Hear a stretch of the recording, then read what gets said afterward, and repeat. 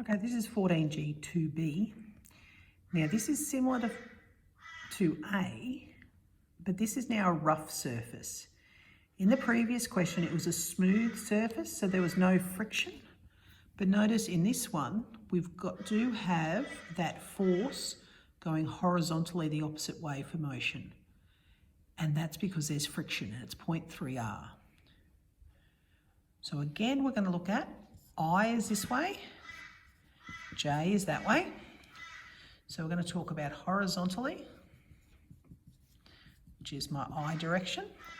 And I'm going to talk about vertically, which is my J direction.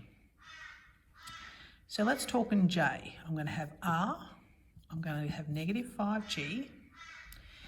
Now my force at an angle, remember, we can split it down into two. This is going to be 20 sine 30. This is 20 cos 30. So vertically, we've got 20 sine 30. So they're my three forces vertically. But my mass here is moving along, but it's no vertical movement. So R plus negative 5G plus 20 sine 30 equals 0. 30 is there, 1, 2, root 3. So R is equal to 5G minus 20 sine 30, which is R is 5G minus 10, because sine 30 is 10.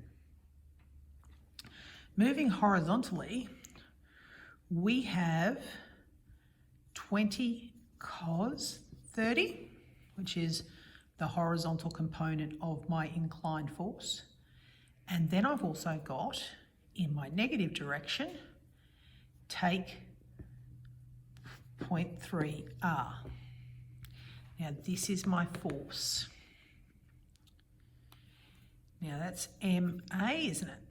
So 20 cos 30 will be 10 root 3.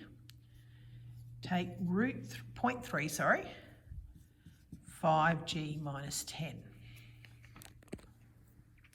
I've just substituted that in from what I found when I looked at it vertically.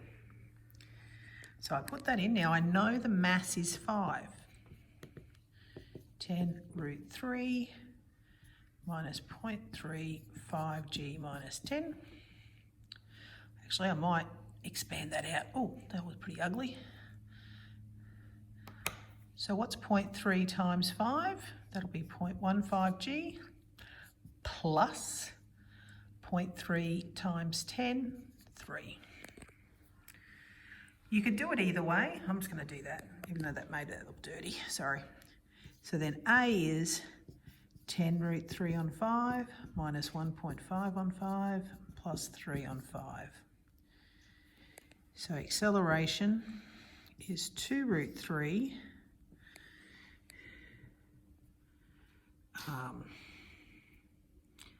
minus 0.3G plus 0.6. Now to get a real value, we can use our calculator. 2 root 3 minus 0.3 times 9.8, sorry, plus 0.6. Let me just grab my calculator.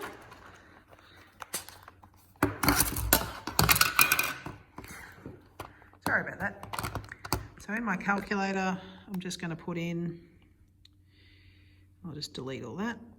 So I'll go 2 root 3, oops, minus 0.3 times 9.8, oops, delete, delete, delete, delete, delete. There we go. Take 0.3 times 9.8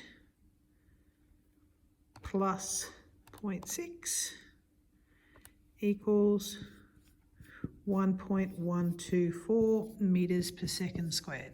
And that's our acceleration we found. So we needed to look at things both horizontally and vertically. Vertically gave us the R, which is the normal. Remember, whenever you've got a mass sitting on a surface, you have the weight, which is in the negative direction, and then you have the normal, which is opposing it. So we found that, and then we could use that with our horizontally to then work out our acceleration.